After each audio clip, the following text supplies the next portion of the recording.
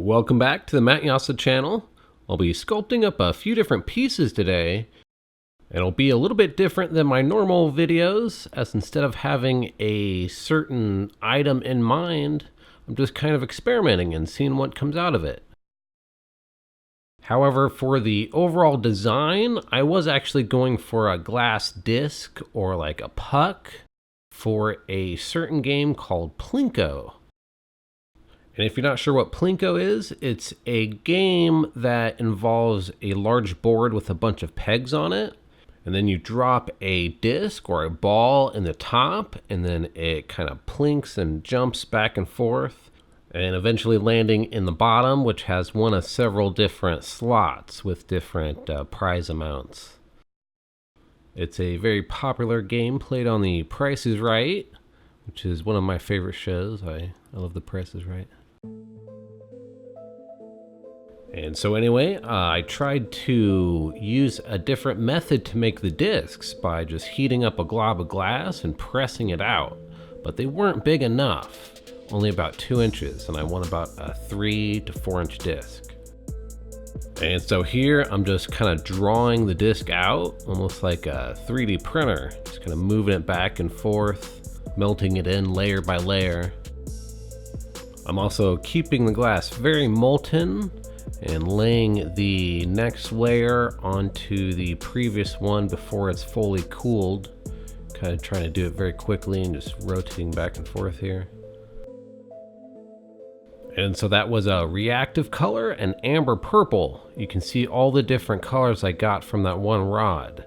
And it's not looking too bad. I didn't take the time to fully melt it in, but puck wise, it looks like a nice little puck.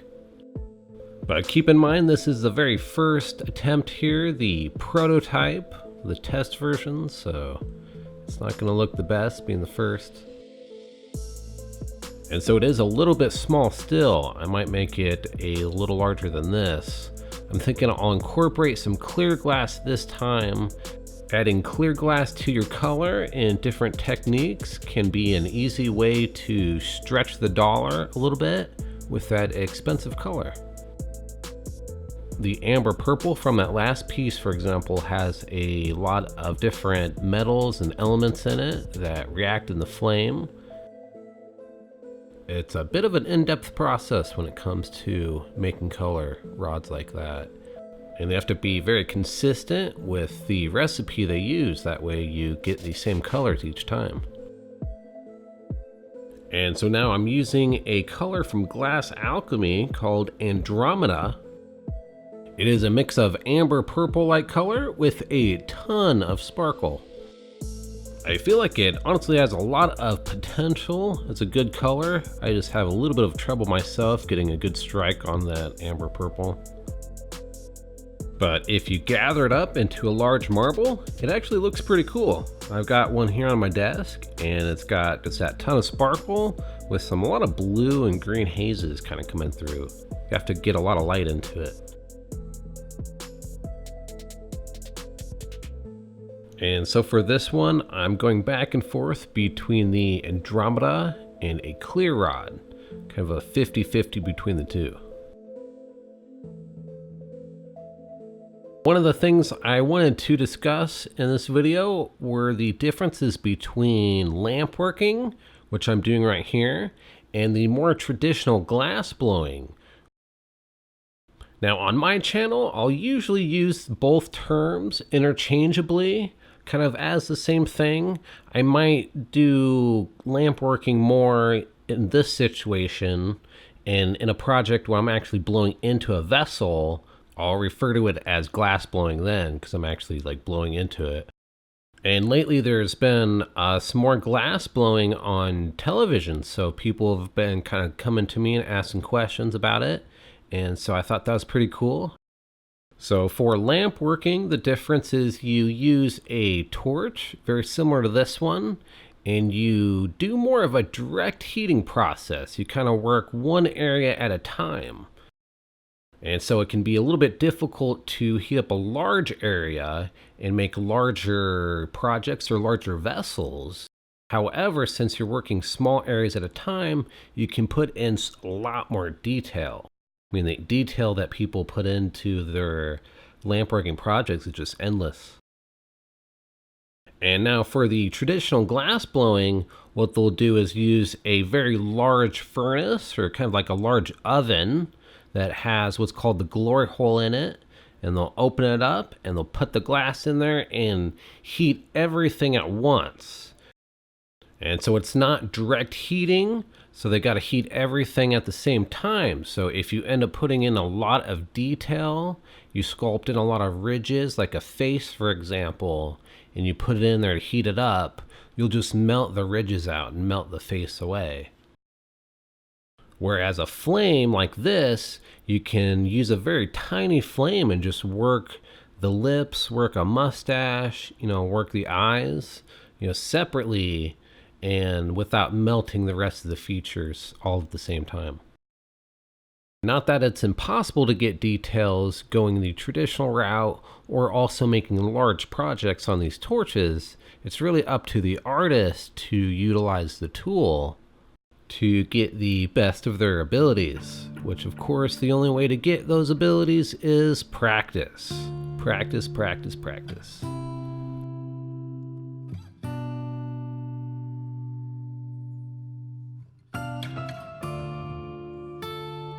And so if I were to open up a extra large studio and I had a bit of extra money and you asked me which route would I go with, lamp working or the traditional furnace glass blowing, honestly I would say both. I would have both of those in my studio, and that way I can do the large work in the furnace and then after that just take it right over to the torch.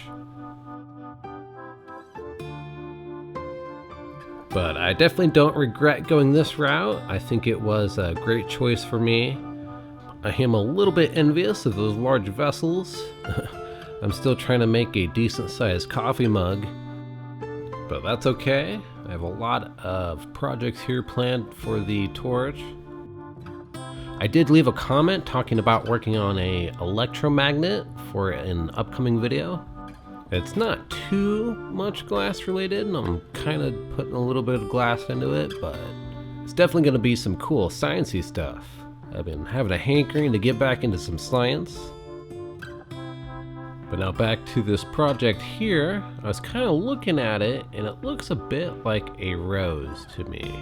So I punted up onto the top, and for the bottom, I'll add some green to act like the leaves and the stem. And one thing that's kind of important, I wanted to go into some more detail about these lines here, because I am fully melting the lines together, but I'm leaving that surface texture in, and I'm not kind of fully melting it in on the surface, which is something you kind of want to avoid if you're doing vessels, for example, or functional work.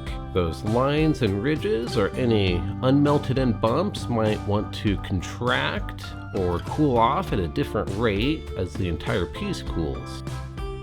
So when it comes down to the cooling process, it's not just the size of the project or the thickness of the glass, but also the shape, which plays an important role in how the entire piece will cool. So here is some North Star Jade. It is a green color.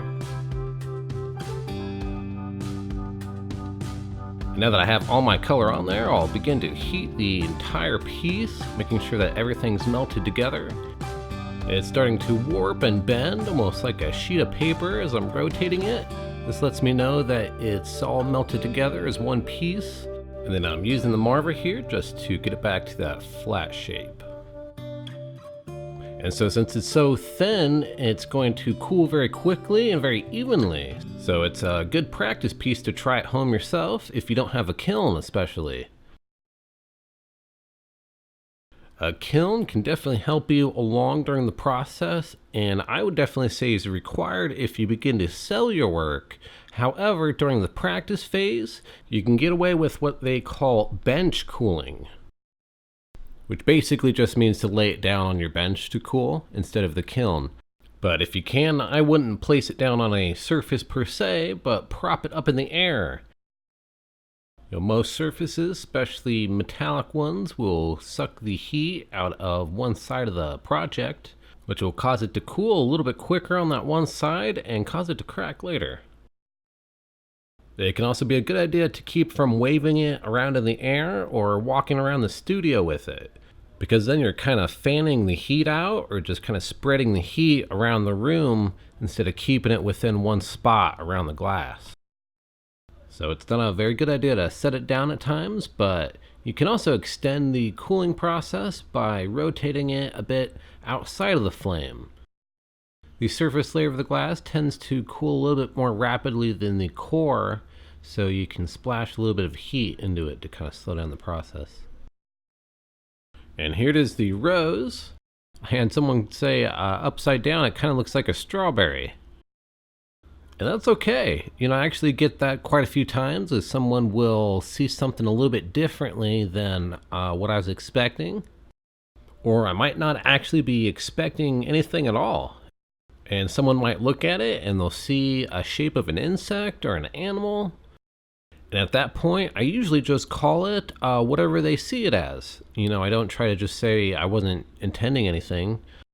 Because honestly, it really, at the end of the day, doesn't matter too much of what I think it is or what I was intending it to be. Art itself is more of an expression of the observer, the one seeing the art, and less of the artist. So for example, recently my brother and my two little nieces, we went on an adventure at the Fontenelle Forest Nature Center. It's basically a 1,400 acre forest, which they've cut in some long trails for hiking and some benches here and there for picnics. And then a building, a visiting area with some information about the park, of course. And then outside with a little caged area with a bunch of different kind of birds. Falcons and hawks and even a bald eagle, 2 of them. But real quick, before I finish the story, I'm going to compare these two together. You can see quite a difference I've made, a lot of progress with the design here. At this point, I'm thinking it's almost a little bit too nice to throw down a Plinko board. I feel like I need to almost go back now and simplify it, just like a solid color like the first one, just with the border. So anyway, back to the story. We were going on the trail at the Fontenelle Forest Center, and it was just beautiful. You know, these trees were over 100 feet tall, a large canopy of leaves overhead, shading out a lot of the sun, a little bit of spots here and there, kind of beaming through some sunlight. And I don't know if it was rain or just the humidity in the forest. You had little drips and drops of water here and there. And it was a very beautiful sight. You know, I just can't help but wonder if others are kind of seeing it the same way I see it, or if they see it more in a basic manner, you know, just kind of trees and leaves everywhere, you know, a long hike back to the car. That's basically what they'll call the subjective experience or observation.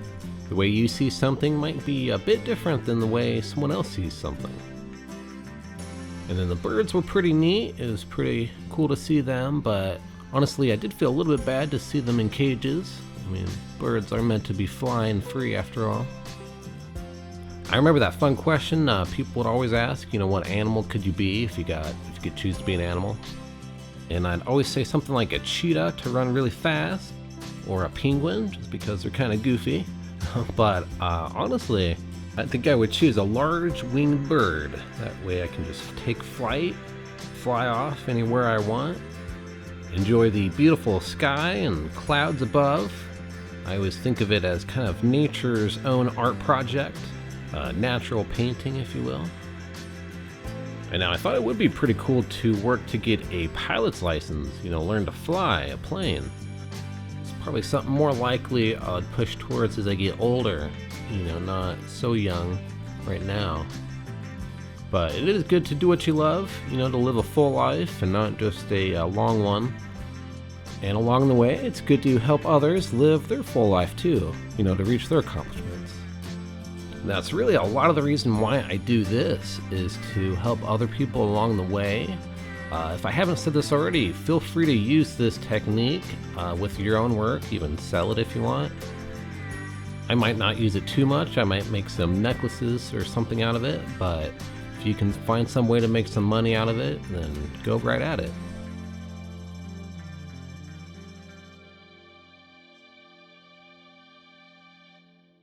So this one here I thought looks a little bit like a spade, or maybe a green flame. My little niece said to her it looks like a castle, which I can kind of see that. But overall I think it has improved quite a bit from the very first one I did. And that's kind of the emphasis on this video, is just kind of starting with an idea and working with it and working through it until you've developed a design that you want to make again and again and start selling. And then some artists do stick with that design and kind of turn it into their brand. And then they'll make little variations of that animal or shape and kind of sell it out as a series. And you can also change up your design and kind of make new things here and there, and whatever works best for you. So this video is going to be a little bit longer than my normal format. If you're still here with me watching, thanks for checking it out. Make sure you've hit the subscribe button, that way you can be updated on the future projects. Also, feel free to leave a comment down in the comment section. Maybe a question about lampworking or really anything in general. Like if you wanted to be an animal of any sort at any time, let me know down in the comment section what you want to be and also why. I'm kind of an animal person myself. I have 2 cats.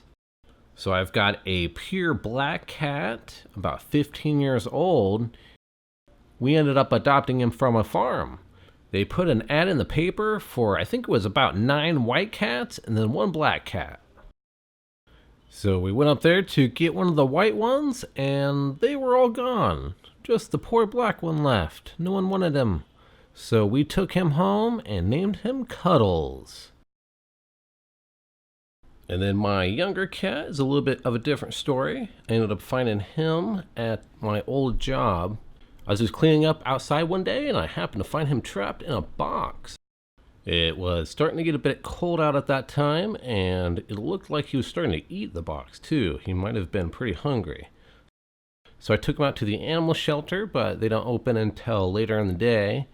And so I just got him some food, brought him back home, introduced him to Cuddles. And after a few hours of just watching him and taking care of him, I figured why not just let him stay. And it took us a while to figure out a name for him. We finally decided on Barfly, which is a nickname for someone who often spends a lot of time at clubs or bars. And that was where I found him. That was my old job, a custodian for a bar.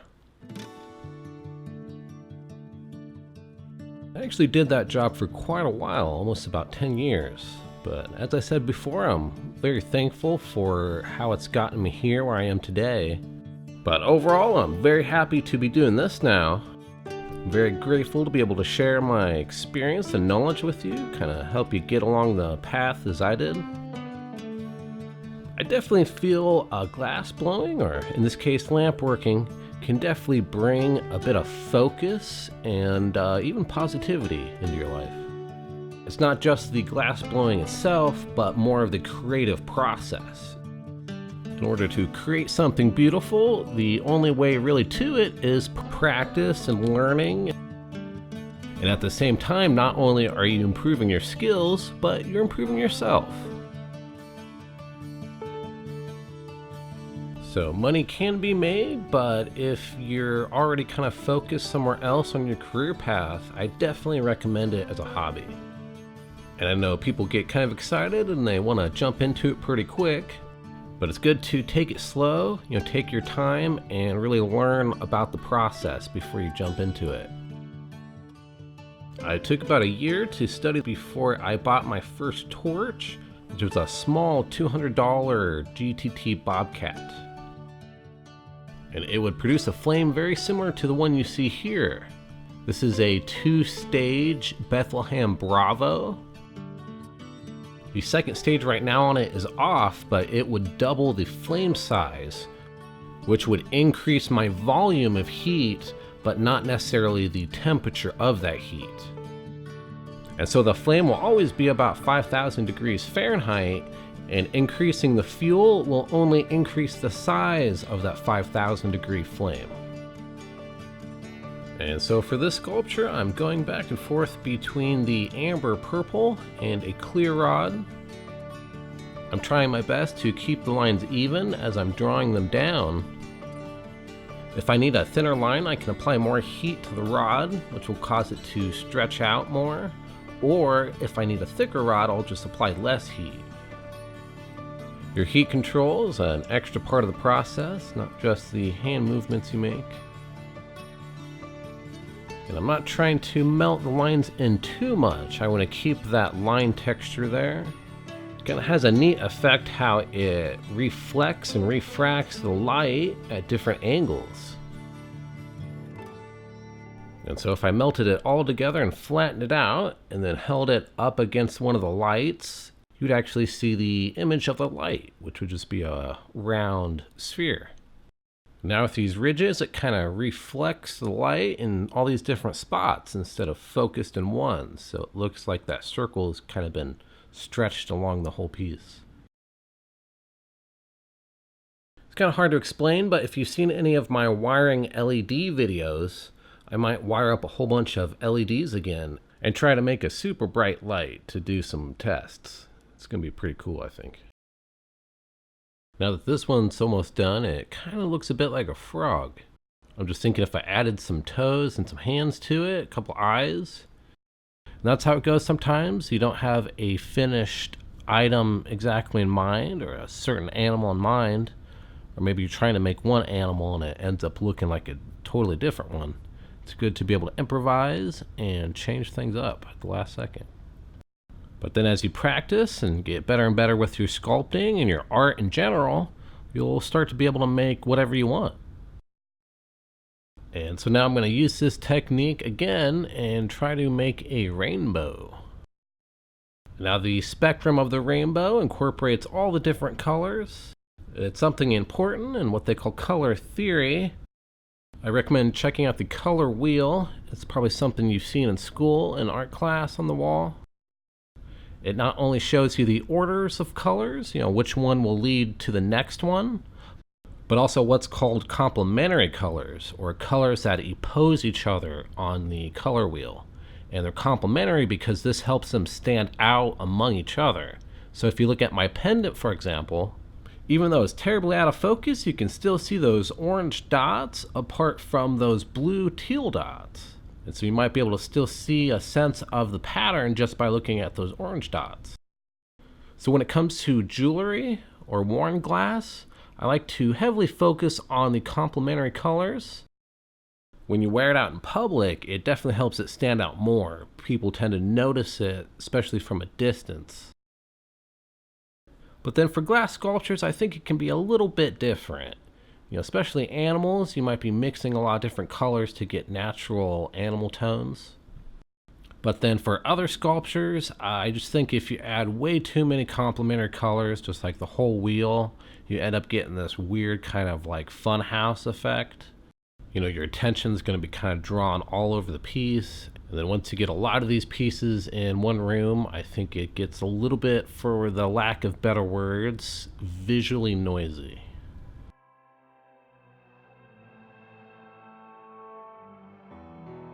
And so here the rainbow is almost complete. I'm adding the striking red now. It'll strike up deeper in the kiln. I also added a striking yellow. And it strikes up red because of the copper that's been mixed into the glass. It's pretty cool. I'm not sure about the yellow. I think it's the same thing, just less saturated. And so I've been recording this audio over the course of a few days. So I hope I'm not repeating myself too much. That kind of happens in these longer videos sometimes. But I do apologize for the lack of uploads. Uploading more has definitely been one of my goals for a while now. I know right now I'm feeling a little bit under the weather, but I'm gonna keep persevering and pushing through it. It doesn't happen to me very often, but my little niece was sick this week. And when they get sick, it's not a good idea to send them to the babysitter because they'll end up probably getting the other kids sick. So I didn't mind watching her, but I picked up a little bit of what she had. And lastly, I thought I would grab some white here and draw on some clouds, as if it was kind of coming out of one set of clouds and going over into another. However, people kept calling it a heart because they would pick it up upside down, and it ends up looking like a heart here. But that's okay. Like I said, sometimes it's good to just let the observer decide what it actually is and then just roll with that. I mean, if that's what they see, then that's what it is, you know. That's no lying in that. But then it can be a good idea to kind of incorporate a little bit of your original idea into their observation. So this one here will officially be called the Rainbow Heart. I wasn't really attempting a heart, but that's just what happened. But I was attempting the rainbow, so it's pretty cool.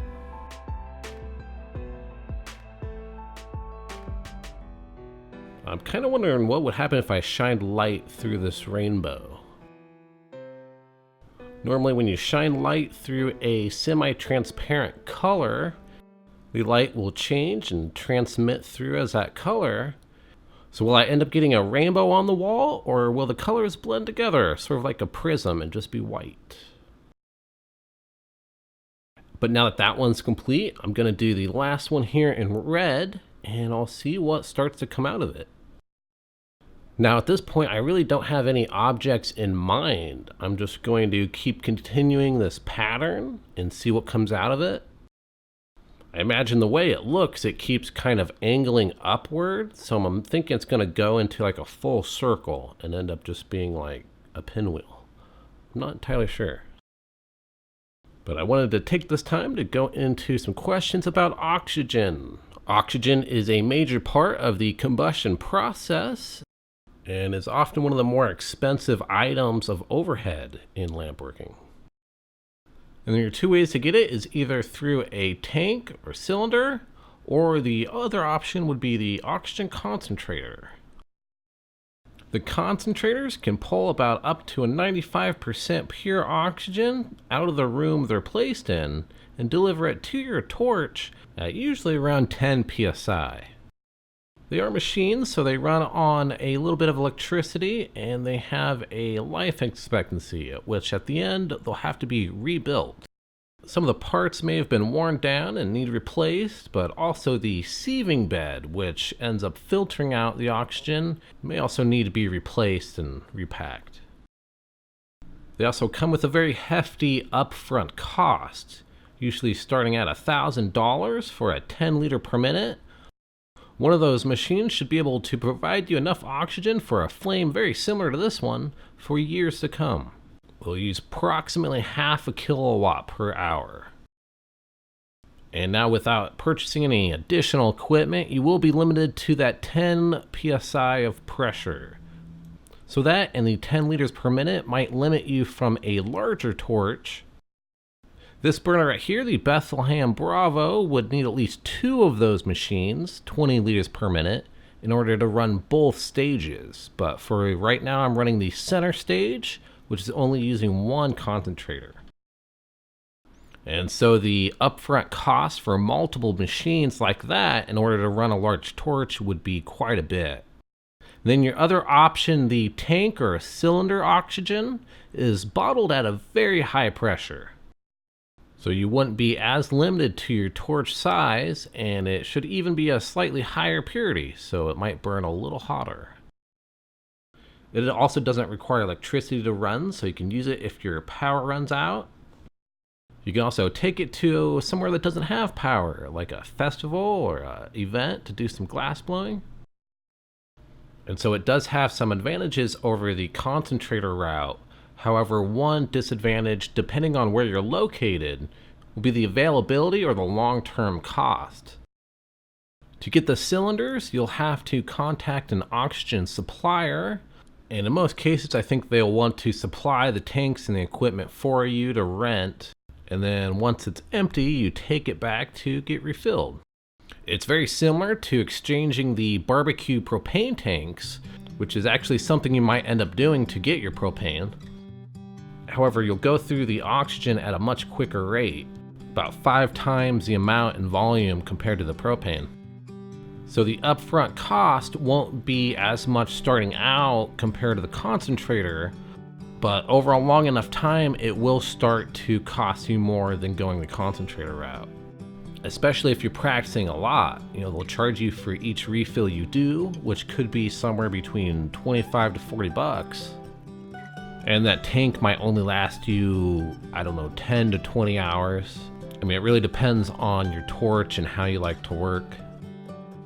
Like over time, I ended up cutting my propane usage down quite a bit as I start to turn the flame down when I'm not using it, or I don't need as large of a flame. Also, where you're located might make a difference too. The cylinder price will be different, or electricity costs could be radically different also. If I took my setup to Hawaii, for example, I'd be paying 3 times in the amount of electricity. On top of a small kiln, which can pull 1.5 kilowatts of power, it might get kind of expensive out there. But it definitely looks like some beautiful islands. I do want to adventure out there someday. I think that would be fun. And so real quick, I think it was right about here, I realized it wasn't going to be a circle anymore, and it looks like it's turning into a feather. So that's kind of what I went with after that. It is kind of large for a feather. I'm thinking like a dragon or something, a glass dragon. But back to the oxygen, for the more experienced lamp workers out there, maybe wanting to open up an even larger studio, you do have some bigger options. For the cylinders, you can actually get your oxygen in liquid form. That's right, liquid oxygen is much more compact, so you'll get much more of it in the same kind of volume of container. However, it's extremely cold. Liquid oxygen actually boils at a negative 100 degrees, so at room temperature, it is constantly evaporating, turning from a liquid into a gas. So the tank is a little bit time sensitive. It has to constantly ventilate out this gas to avoid exploding. So if you're putting it to use and making a lot of glass with it, it can actually be a bit cost effective. For someone who isn't on the torch as much, especially a beginner who might take a lot of breaks, it might not be as cost effective.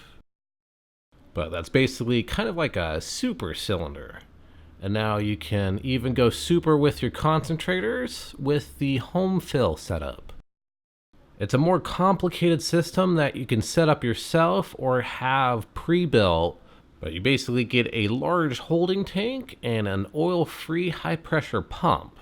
And then you can pump your oxygen into the holding tank at a little bit higher pressure, about 100 psi, and use it very similar as a cylinder. And so this will allow you to run the larger torches at that higher pressure, or even multiple torches on the same tank. Your capacity of oxygen will depend on how large the holding tank is, and you can also fill it up with just one concentrator. However, it's going to take longer than multiple concentrators. The disadvantage to this system is just it is a little complicated and expensive. And so it can be a good investment for later on, but for the beginner, just a 10 liter per minute concentrator and a small torch can teach you a lot about melting glass.